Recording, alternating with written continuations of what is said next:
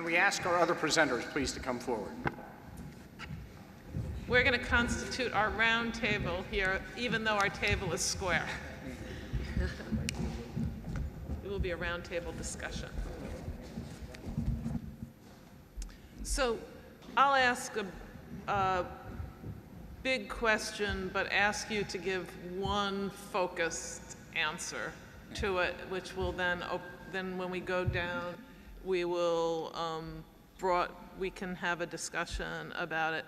So if we as a commission are, let me preface it, we as a commission are undertaking a capstone project to talk about and make some recommendations about how we as a society can improve public dialogue, deliberation about bioethics and improve bioethics education, and the connection between improved deliberation about bioethics and improved education about bioethics. So my question to you on behalf of the commission is, if there's one thing you would like us to recommend, what would it be? Or one thing you would like us to, with laser-like focus, key in on, what would it be?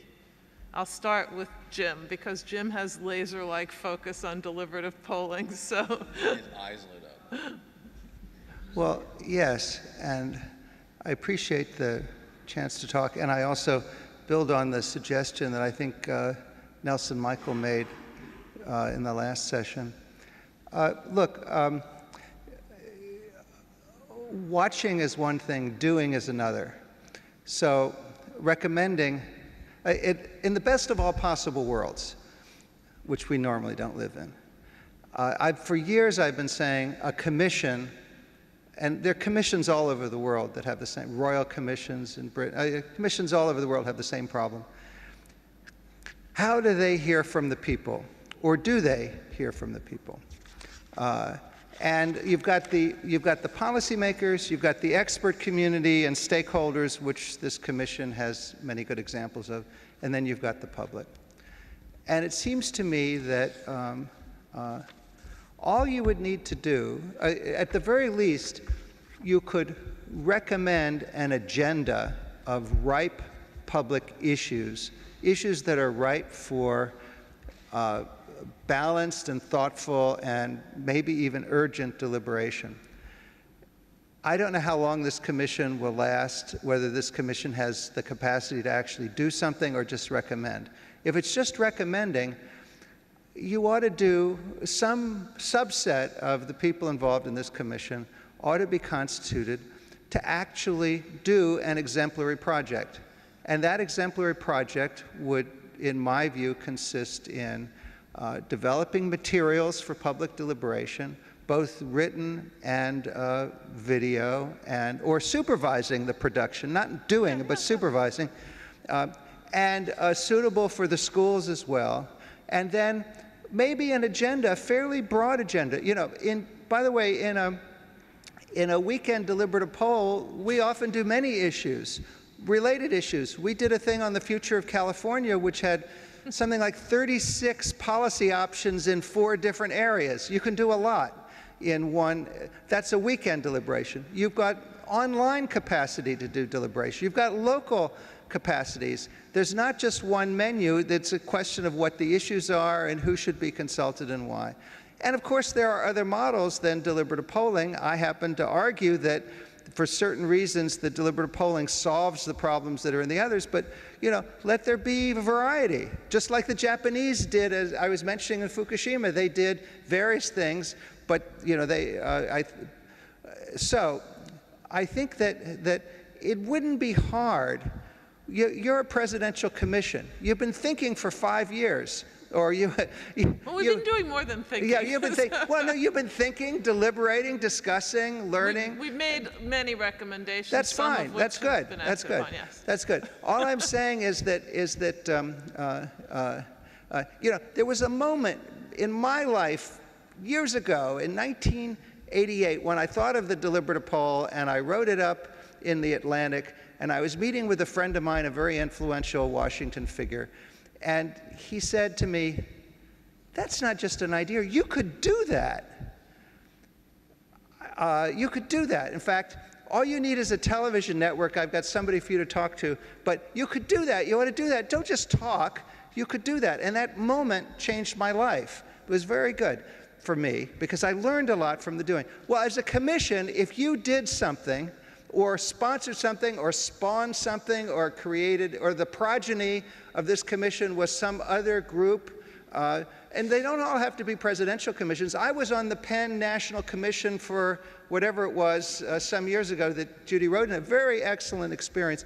You know, you can have commissions of different kinds. You could do an exemplary series of deliberations sponsored in the schools, in local communities, online and nationally, or maybe state by state and nationally. And I'm sure, you know, I deal with foundations all the time. You must deal with foundations. There's so many bad ideas out there. A good idea, if you could set an example for other commissions, there are all kinds of problems in the world where there are commissions and they don't know how to bring the people in. And the reason to do it this way, with scientific sampling, evidence-based discussion, balanced vetted materials, evidence, qualitative and quantitative data collected, control groups if the budget permits. The reason to do it in a scientific way is it has credibility. It has credibility, and you can know exactly that it's not been swamped by some group of intense activists who try to take it over and capture it, or and you can get the reasoning of the public. And if you I even have a media partner. I mean, we've done all these things with Jim, with the NewsHour, you know, used to be NewsHour with Jim. We're discussing possible projects all the time with PBS. They're perfect because they have no agenda, they're credible. And a coalition. I mean, I'm not an expert on bioethics, though I am a little bit. I mean, I have published some, but it's not my field. But we're doing a big project on internet governance. I'm not an expert on internet governance, but the substantive people are partnering. Everything I do is collaborative, but if we would love to be involved, but lots of other people, you've got great experts on this right here at Penn. In any case, I think you should go from thinking to doing. That suggestion, or thinking to sponsoring the doing, or exploring at least the doing, because it's not hard. Because every value involved, balanced material, identification of key issues, involving the public in a representative and thoughtful way, exemplifying the same process in the classroom, using technology to radiate and enhance the process. These are all things that, if you do it right, other commissions could follow in your footsteps on other urgent issues facing the country. Thanks. Dan. Dan, I hope you have an opinion, because Jim just can't really manage to get his opinion out there. You asked. He set a tough precedent. Right. I'm going to focus on education, and I'm going to try to pull together a couple of threads, one with Maggie's description of ethics lab and Dan's comments on virtue education. I think if you were to make recommendations about bioethics education, I think one of the ways in which we may have shot ourselves in our feet is with an overly theoretical emphasis in some settings. And so I think the more practical, the better. And I'm thinking of something that we're just now toying with in my institution, and that is, we have this big, large problem in this country of medical error, adverse events, now supposedly the third leading cause of death. We know that it's related to psychological safety in healthcare teams, and we know psychological safety is related to respect between and among healthcare professionals. And so we've started to work with surgical residents. And this always gets a chuckle, so we'll see if it does. And we've begun by using assessments of emotional intelligence in surgical residents to begin to develop self-awareness about emotional regulation and so on and so forth, but as sort of what we hope will be the foundation for a few other steps, 360s, where we have the residents who are evaluated by their peers in nursing, all the members of the OR team, even by the patients, so that we can sort of begin to throw into relief for them, not just what are the ethical issues at stake in harm prevention, but also how do they operationalize that ethical knowledge and do so in a virtuous way. So I think practical education in bioethics, and that I think with Maggie's work, that applies across the board, not just to nurses and to physicians, et cetera, but to ethics education in probably any sphere. So there's mine. Thank you. Jason.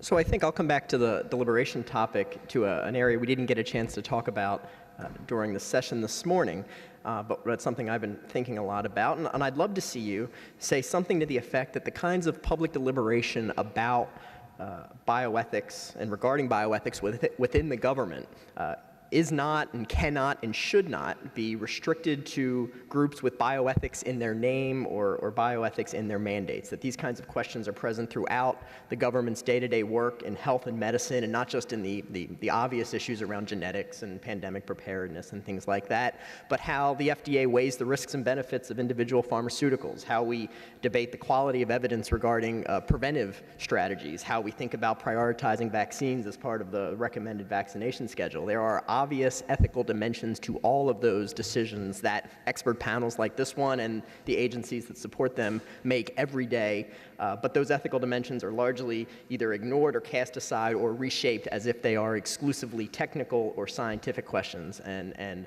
I don't think that's a good thing. So I think to call attention to the fact that bioethics need not be the domain of bioethicists and bioethics commissions alone within the government, but to shine light on all the ways in which it informs how we think about health and disease would be a very good thing. Connie. I also agree that for bioethics education in the health professions, that it needs to be much more from a pragmatic perspective so that we can readily address those issues within the clinical arena. And the other issue that I've been thinking a lot about is the issue of communication. I don't know if we really have really good communication skills. And I think many times that's where the ethical conflict seems to arise, when we do not communicate in a good way. And I think training and communication would absolutely help in bioethics education so that we can help clinicians feel more confident to address the ethical issues that they face. Maggie. I think it would be really potentially potent for the commission to recommend something like the following, and it's not the conventional form of recommendation. One is saying why it's so important that we have education and deliberation, and then to say we don't know how to do it well, and what we need is a series of experiments. And so to fund, I mean, I think you should fund a hackathon on this, but whatever way you want to do it, but fund different experiments at different scales in different places. Some could be at universities, but some should be in communities, that have nothing to do with academics. But just fund experiments and innovation in bioethics education and deliberation and community, and have a prize. So it's a great model that's out there that's used in many places. Like right now, there's an energy prize, $5 million to a community that figures out how to reduce its carbon footprint. So it's just crowdsource it with incentives and an aspirational mandate. Stephen. So I want to promote a modest idea, thinking about the sort of public audience or public education aspect, which is simply to promote respectful conversations about these difficult issues.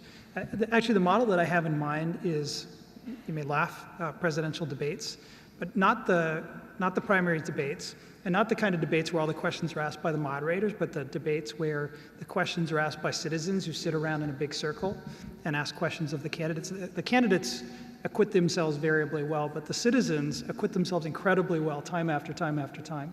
And those sorts of discussions, debates, conversations, engaging the public about bioethical issues, I think would be televised, publicized, on the radio, whatever, would be incredibly powerful tools to promote the kind of conversations that we want to have. Let's open this up now that you've thrown out some really good suggestions. Let's open it up for commission members, any members of our audience, and members of the panelists who want to engage one another. Nelson. So I'll follow up to Maggie. Then, essentially, are you describing what in other fields we would call implementation science? In other words, if you believe that democratic deliberation is important, but we're not really sure how to use that tool, we've got it, we're not sure how to use it, declare the fact that we, as you said, we know that we need bioethics training or education in multiple sectors of society. So that part we know. We're just not exactly sure how precise it's to do it. So we need some way to learn how to implement that tool. Sorry. No. I think I don't mean that. So implementation science is a new term to me, but I think I mean something closely related. But when I say we don't know how to do it, I really mean let's throw open the box. So don't think we know what it should look like and we're not sure how to implement to get there. There could be models out there, again, that might not even be university-based. So to me, this is more of a design challenge, where design, you say, here's the broad prompt and aspiration, but we don't know if what we want to make is a building or, so I think implementation's part of it, but it really is about what are new designs in this, and even an expert body bringing in other wonderful experts might not be the best designers. They might be the people to commission the design. Can I just follow up on Nelson's follow-up? What about the cases where we do know that, for example, I mean, just to say, we do know that some kinds of public deliberation yield more informed electorates. There are examples, in British Columbia of citizen deliberations on issues that have yielded, really excellent results and so on. So are you saying that we should throw open the box? I guess I'm a little concerned. There are some things we know about this, and it just we're not a very deliberative democracy right now. So what do we do with the things we do know that aren't being enacted is, I guess, the follow-up. I mean, there's some things we don't know, but there's a lot we do know that we don't act upon.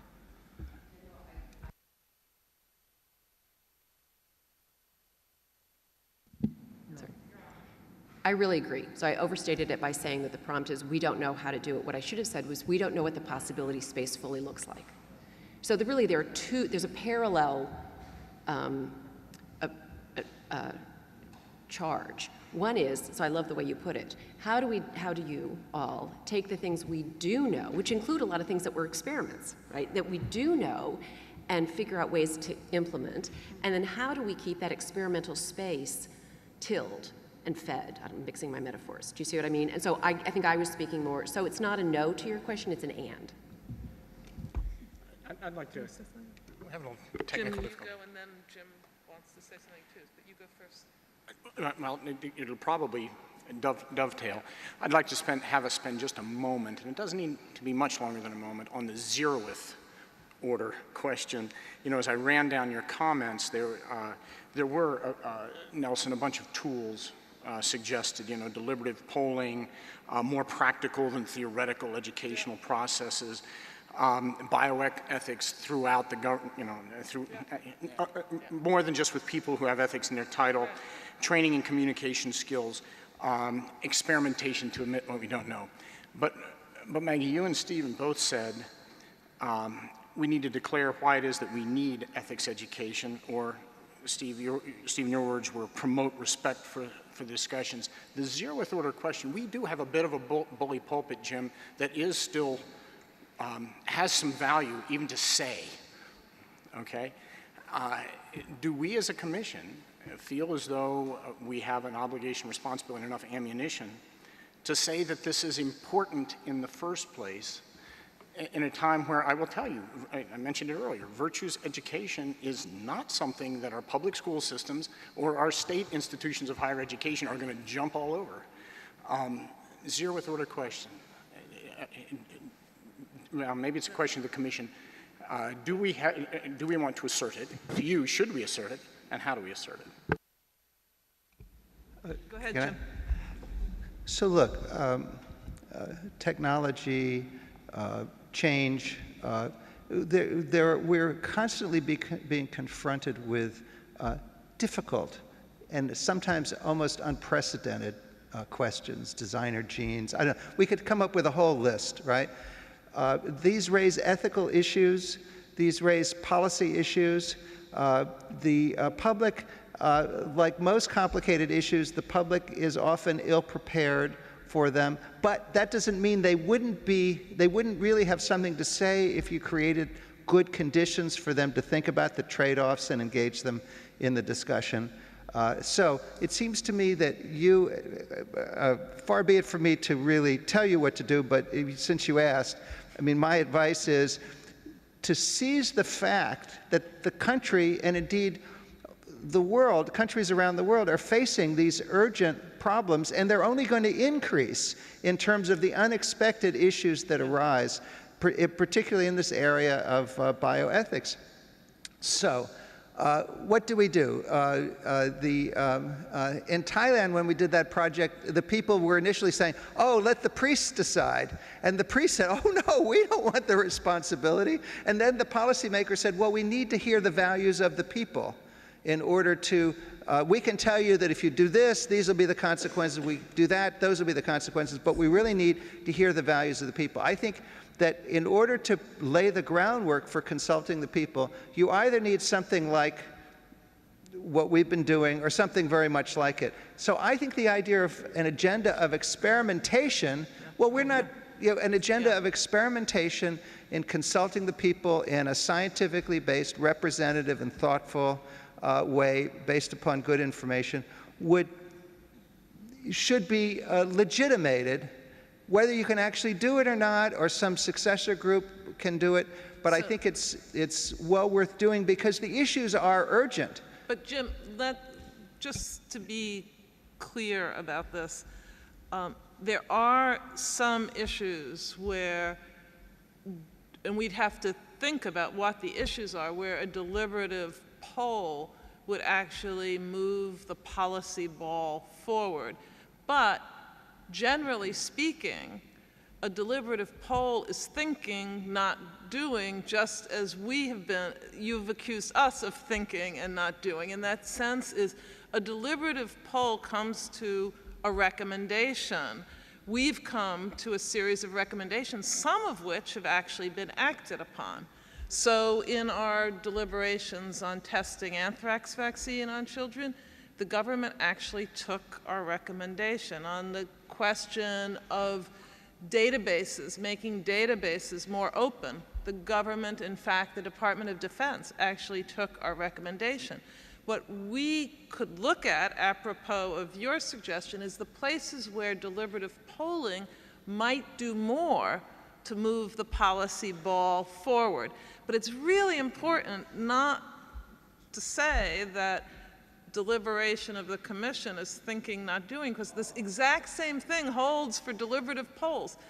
They yield a recommendation, and the question we need to ask ourselves, and I think you've really helped us here, is where is it that it would be useful in moving a policy ball forward in a more informative way and moving public education forward in a more respectful way by doing something, that's more public, engaging the public more in deliberation. I want to hear what others. But let me just say, you said what I meant to say, maybe better. No, thanks. You do it, so that's real. We'll admire it. But other answers to Jim's question, Stephen? So I don't think that you would be cramming this down the throat of an unwilling public or reluctant public. I think there's a demand and a market for this. As bioethics-related issues sort of hit the public attention, hit the media, they're sort of objects of fascination, objects of interest, objects that get people to care. And so again, I don't think you'd find the public unwilling. I think they're looking for They this. certainly are popular among our students right now, these subjects. I do want, it just gives me the opportunity to mention a stakeholder in all of our discussions today that has not come up yet, which is the media, which is a critical conduit for the kinds of discussions that we're talking about. I just want to sort of put them on the radar screen. Yeah. Dan? Yeah, please do write it down for us so we can insert it here. Yeah, we have a mechanism for that. We sure do. Yes, we are. She's going to help you out right now. Dan, you had your hand up? Yeah, Dan, once we get it up here, we'll read it and we'll engage with it. Sure. Dan? Yeah, I have a question sitting here and thinking about, democratic deliberation as a kind of process, which doesn't really have a content, and the content we're going to add to it might be bioethics of variable kinds of substance. And I wonder whether even that is sufficient for the kind of work that we really want to do, or whether we don't need, either as part of our bioethics education or elsewhere, and ethics education in general to be ramped up, so that people might actually have contentful, comprehensive views they could bring to the table, which might often converge on particular issues of bioethics, can sometimes diverge, but would give us the kind of citizens who could participate in deliberative democracy. Part of what you were suggesting is sort of missing, Jim, because otherwise I'm afraid if we don't have that, if we just have deliberative democracy and the polling mechanisms, we kind of privilege a sort of collective preference maximization or consensus without, the real content that's necessary. I know.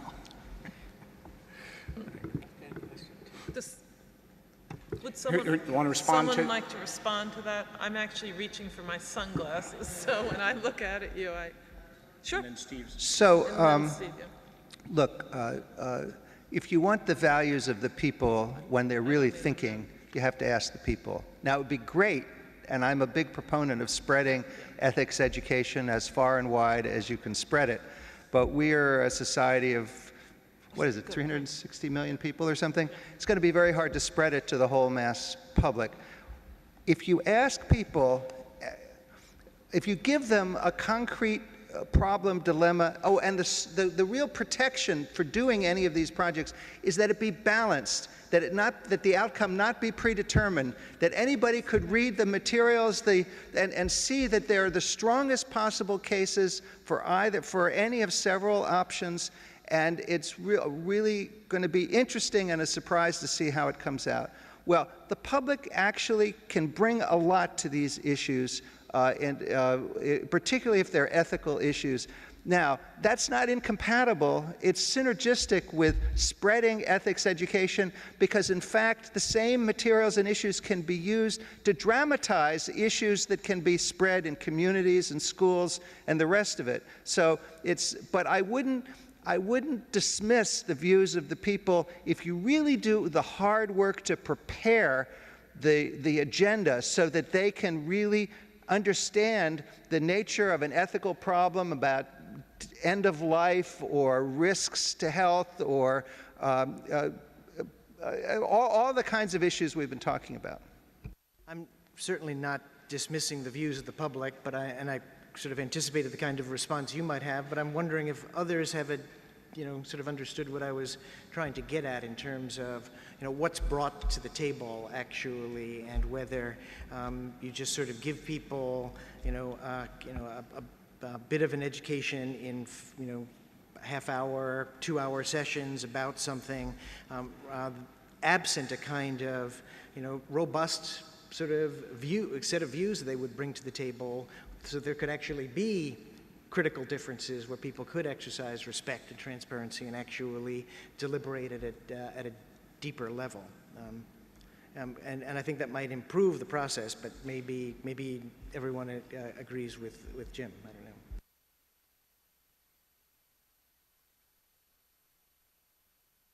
Any responses? A 2-day deliberation, it gets pretty deep.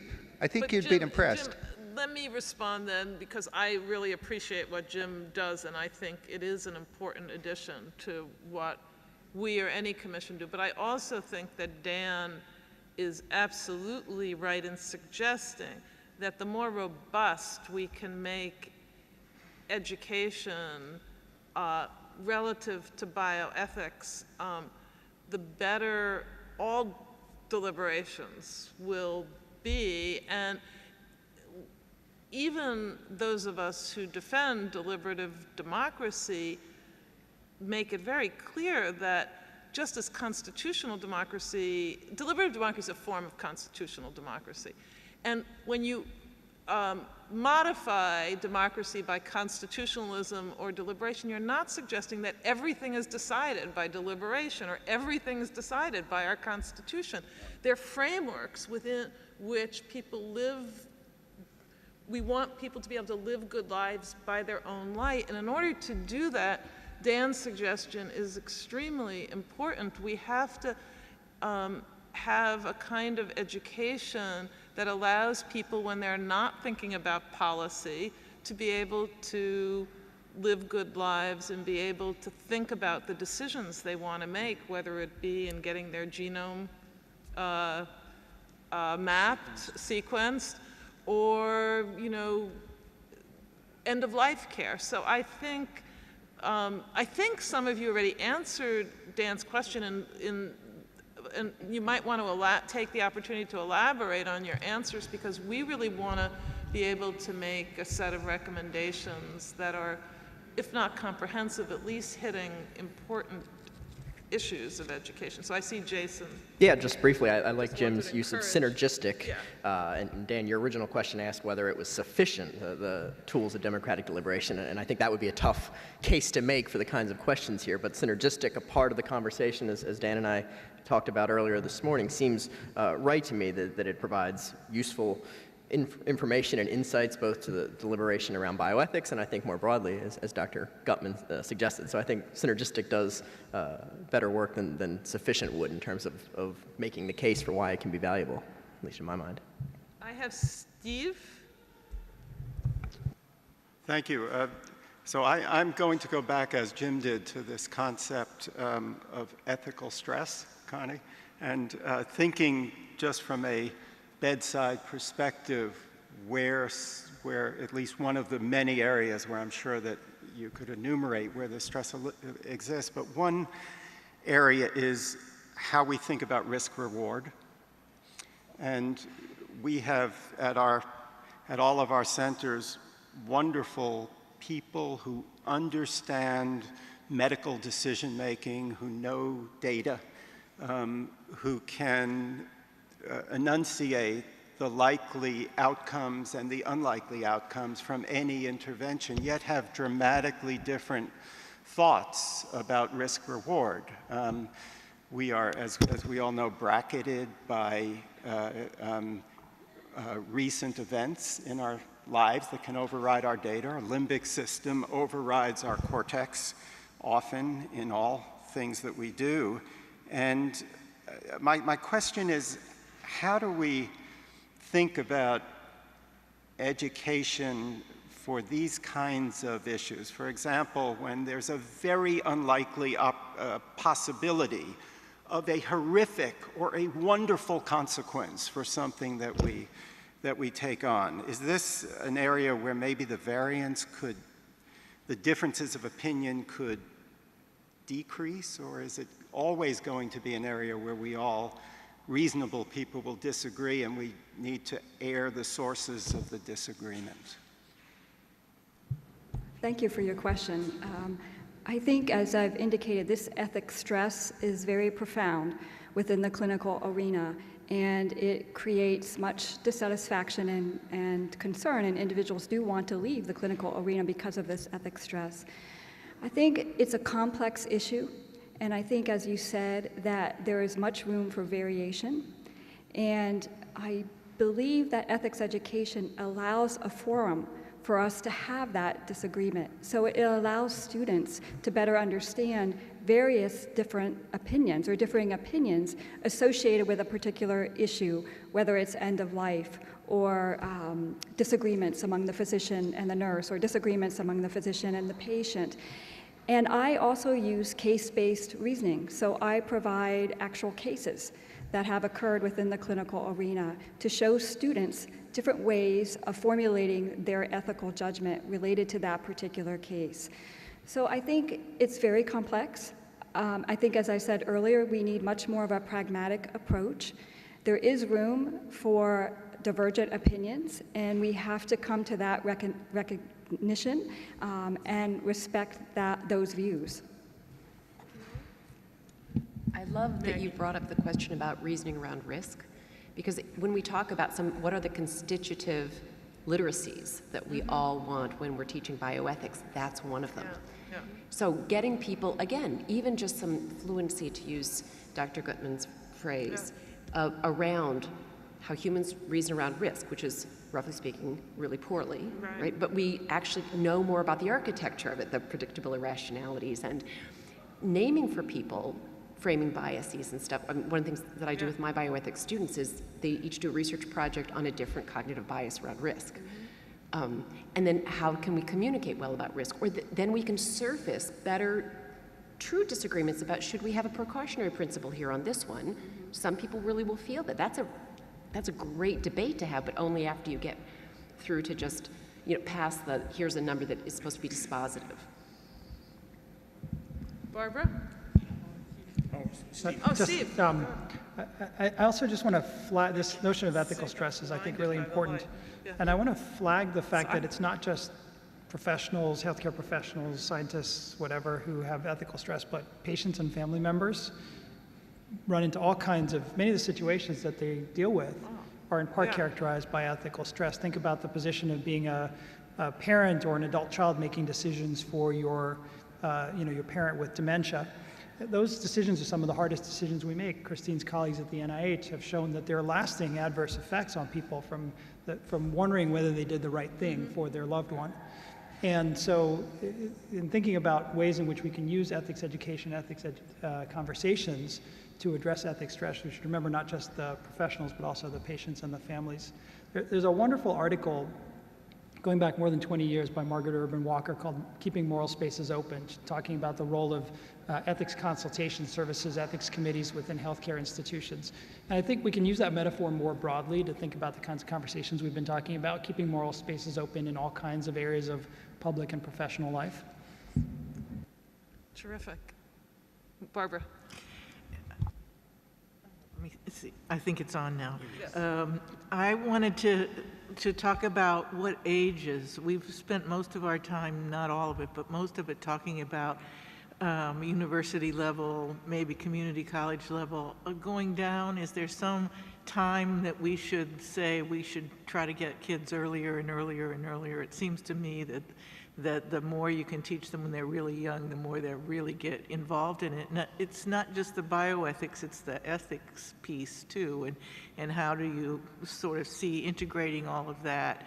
I think of bullying and some of those problems that happen really young, and maybe if you can start doing ethical things right from then on, maybe it would be better for everybody, although that's something that gets very tricky because parents have all different opinions on how you handle those ethical issues and children that are young. So I'm interested in what you think about that. Is anybody here familiar with the KIPP schools approach, KIPP? Are they not trying to do what Barbara's talking about? Yes? It's not my area of expertise, but I do know, in part because of my own kids' experience with public schools, there is a big resurgence of interest in ethics education, even in public schools, starting very early on. So they do tend to be the consensus values like respect, self-respect, community, truth-telling, integrity, but it's awesome, and it is. It's introducing moral language as part of the fabric of all language and ways of seeing reality and talking with one another. So I think it's great, and I think it would be wonderful to introduce some headline issues into very early that might be bioethics or something else, but just to make the connection it's not just about community respect, it's also about the things that are happening in the world. So we heard a presentation by Diana Hess. I have Dan down. I just want to, by Diana Hess, and she and Paula McAvoy have done empirical research, controlled experiments in schools, in public schools, that show when deliberations, now they're deliberations in a pedagogical way, they're as if you were deliberating on controversial issues, actually works to educate students better, where the better is they respect each other's opposing positions more, they feel that they understand their own position better, and they've actually learned more about the issues than they have in controlled experiment education that's more didactic. So there is, and they've been able to introduce these into public school systems, and Jim is absolutely right that there are some charter schools like the Knowledge is Power program, KIPP, that are more dedicated to integrating this early on. So there is movement in this direction. It's not universal, but it is as a consequence of some scholars actually doing what you've recommended, being more pragmatic about taking theory, putting it into practice, and doing it in as controlled an experiment as you can do ethically with human beings, and it's worked quite well for the more robust deliberative approach. And there are qualifications to it. If you're in a very homogeneous school district, you have to teach differently. It's harder to do a robust deliberation, but there's still ways of doing it. So go ahead, Barbara. Could I just follow up? I was actually wondering too whether it was a way to get students more interested in the STEM things, to move it to the bioethics and use it as a pipeline kind of an issue. So we don't know that. I'm putting my sunglasses on, but now the sun is behind, so I can actually look out and see you rather than shadows. It would be something we could recommend. It hasn't, to my knowledge, been done specifically with bioethical issues, and there's a groundwork to think it would work there, but that's something we could recommend. Dan. Just wanted to, in the interest of keeping our vocabulary clear, make sure that we're keeping things distinct in our discussions about stress. Because I think when Connie first spoke about it, she used sort of a term of art in the literature now of moral distress, which really is something that we ought to think about, which is the experience that nurses and sometimes medical students have of being totally disempowered and being forced to do things in the clinical setting that they don't think are morally proper, right? And that's different from the stress of ethical decision making, which is a big problem in lots of other ways for clinicians, for family members as well. But I just want to make sure that we keep those problems distinct. They're both important. So, yeah. Go ahead. We'll break this tie. Connie, please speak. No, you're absolutely correct. Moral distress has been in the literature now for about over 30 years. It was originally defined by a philosopher and originally was found to be significant within the nursing profession. But we do see now that that is also relevant with physicians and other healthcare providers. And it's a serious issue that we need much more thought and dialogue on. Ethical stress is also clearly important with regards to ethical decision-making, how we make decisions, and the stress related to that also has serious outcomes with regards to clinicians, such as dissatisfaction and leaving their position. So thank you for the clarification. Christine. So I was going to say a little bit of what Connie said. I think two really important things about moral distress is that although most of the literature has been in nursing, there is increasing literature that shows it's present in all kinds of disciplines, social workers, respiratory therapists, medical physicians, residents, et cetera. And it's also not limited to things that people feel forced to do. It's a byproduct of the fact that many decisions that are made in a medical setting are made by one person, and there's a whole team involved in the care of somebody. So you may not entirely agree with the decision that was made, or there are system constraints or whatever it is that make the decision something that you would have done differently if it was all up to you, and it's never all up to you. For the latter, it sounds like deliberative democracy at the bedside might be a good solution. But that's Well, it certainly, there's evidence to show that one of the things that does work is letting people voice their concerns, so it is.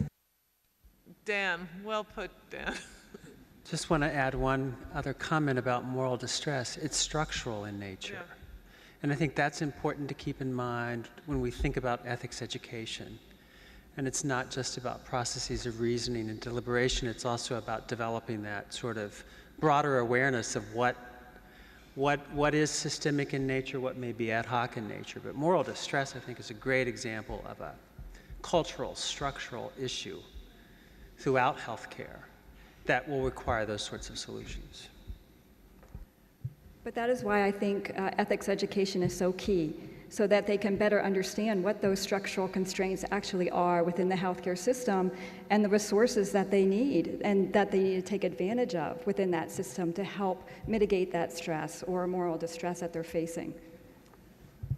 So I began way back with a rhetorical question. This is the opposite of that. It's really something that I've been concerned about without any clear answer ever since we took up the Ebola and how to best respond to the next public health emergency question.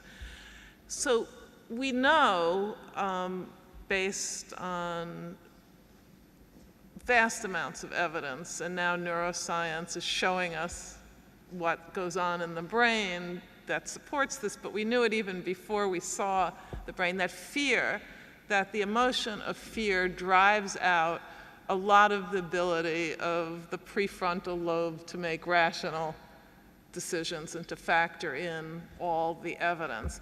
And once a public health emergency happens, and in the case of Ebola, a few public officials call for quarantines, it's so much is already determined about how there's going to be a response. So what I've been concerned about in this commission, we've made recommendations on, but we don't feel like we have the keys to how to get this, moving.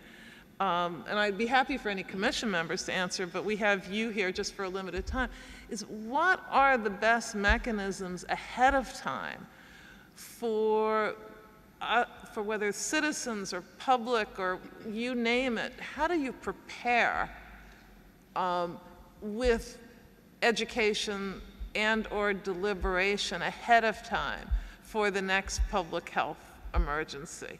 Because we've been talking an awful lot about doctor-patient and things like this, but we know that thousands of lives can be saved or lost depending on whether, this is a big ethical issue, depending on whether we prepare well for the next emergency. And we don't know what the next emergency is, but we know what possibilities, what the probabilities are there.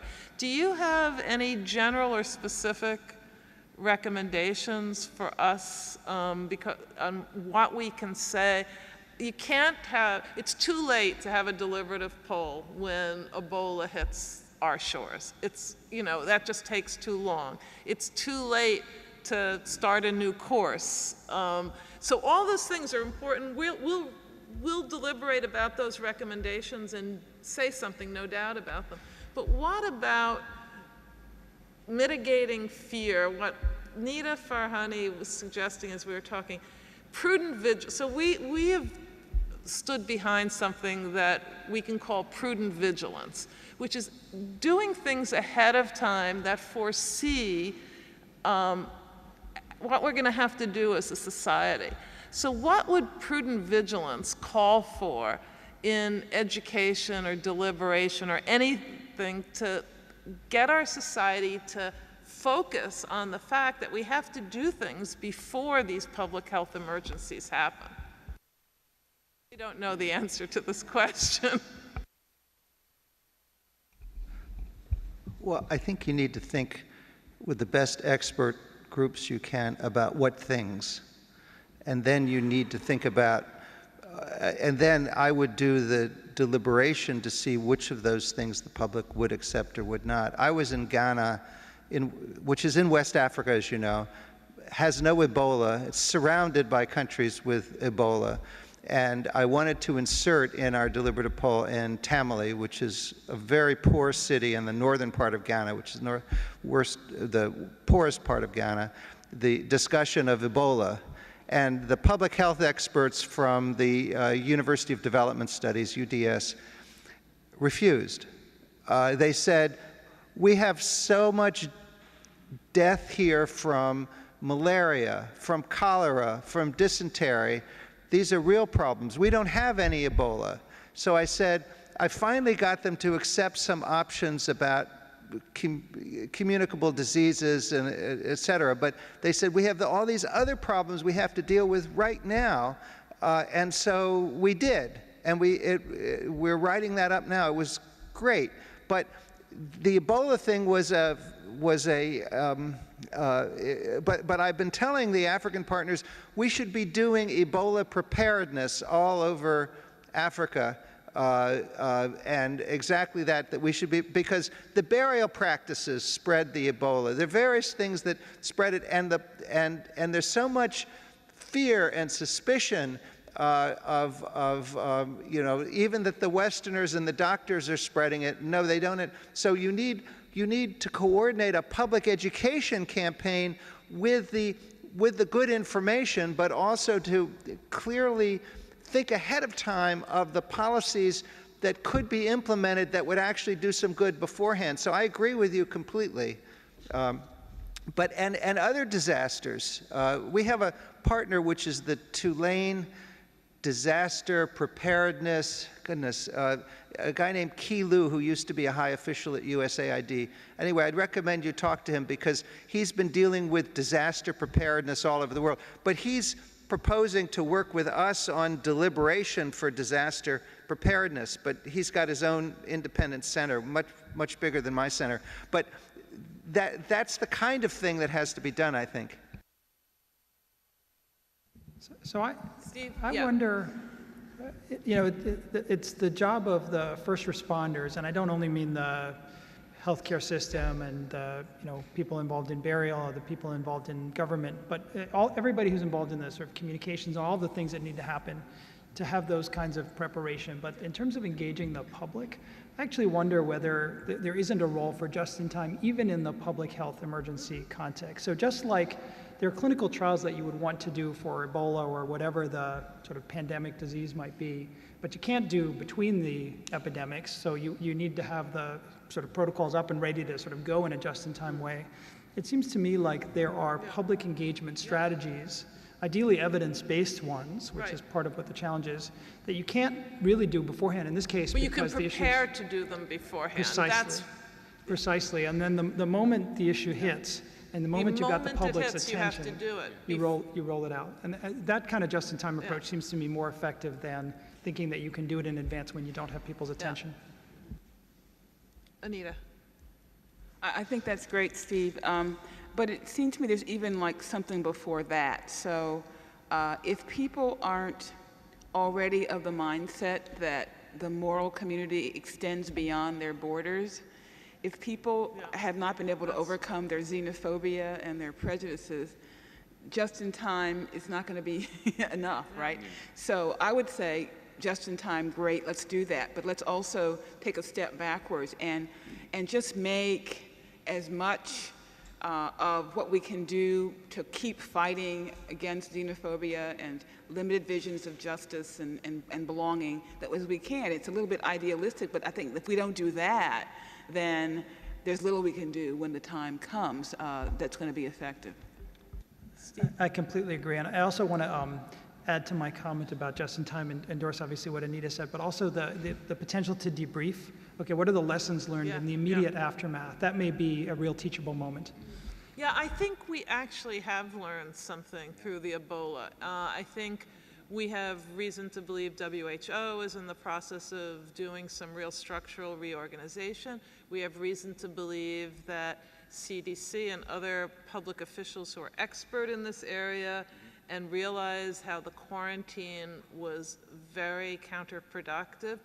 I think they're more prepared to do a just-in-time response. Now, it may not be Ebola, so you have to take the facts into account, but I think there's been some learning here. That said, I also am sure from the evidence that our society cares more, weighs one American life, alas, more than thousands of lives on the, in West Africa, and that's more than sobering. That's a depressing fact, and we do have to work on deep education, if you want to call it deep education and deep character development to overcome that. And we're not unusual. I mean, I say that not to cast particular aspersion against my fellow Americans. It's just nationalism